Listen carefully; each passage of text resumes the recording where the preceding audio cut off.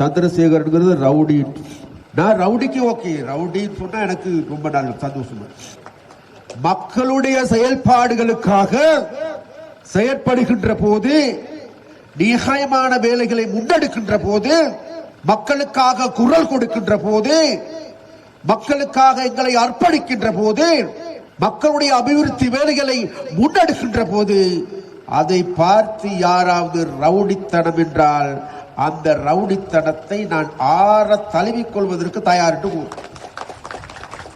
பிரபலியமான அரசியல்வாதிகள் வேற வேலை கிடையாது நினைக்கிறேன். கடந்த காலத்தில் ரணில் விக்ரமசிங்காவுக்கு பின்னால ஃபைல்களை தூக்கி கொண்டு ஓடிக்கொண்டிருக்கின்ற பொழுது ஒரு மண்ணும் விளங்காதவர்கள் கடந்த காலங்களில் இன்றைக்கு எல்லாருமே புலி இயக்கத்தை வியாபாரம் செய்கிறார்.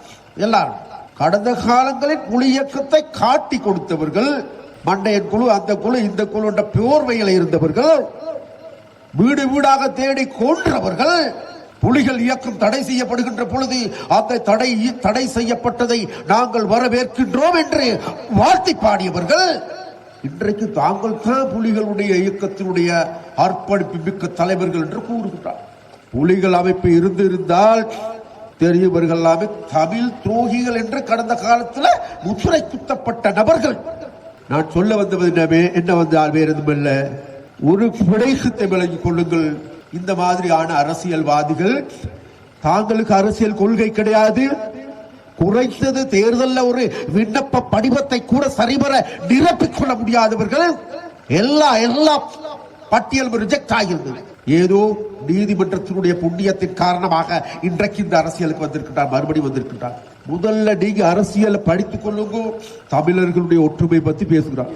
தமிழா, தேசிய மக்கள் சக்தி, அனுரகுமார நாயக்கா என்பவர் சிங்களவர், அவருக்கு வாக்களிக்க வேண்டாம், நம்ம எல்லாம் ஒன்றாக இருக்கணும்.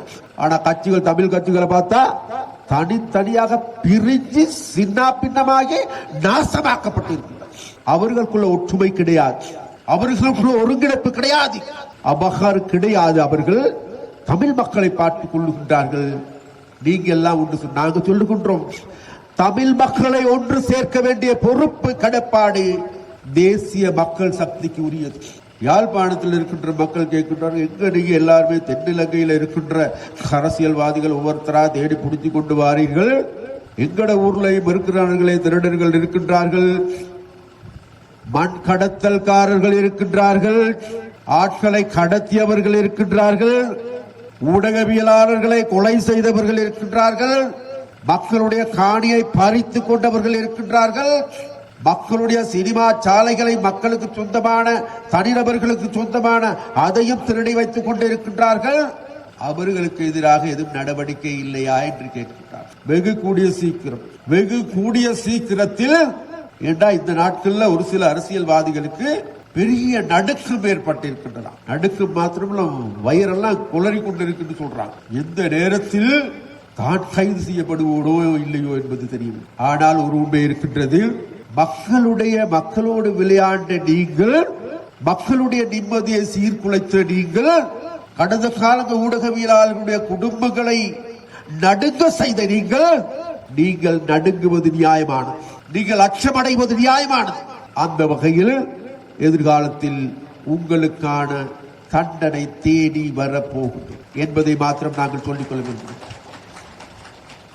வீடியோக்களை மிஸ் பண்ணாமல் பார்க்க இன்றே ஷார்ட் நியூஸ் யூடியூப் சேனலை சப்ஸ்கிரைப் பண்ணுங்கள்.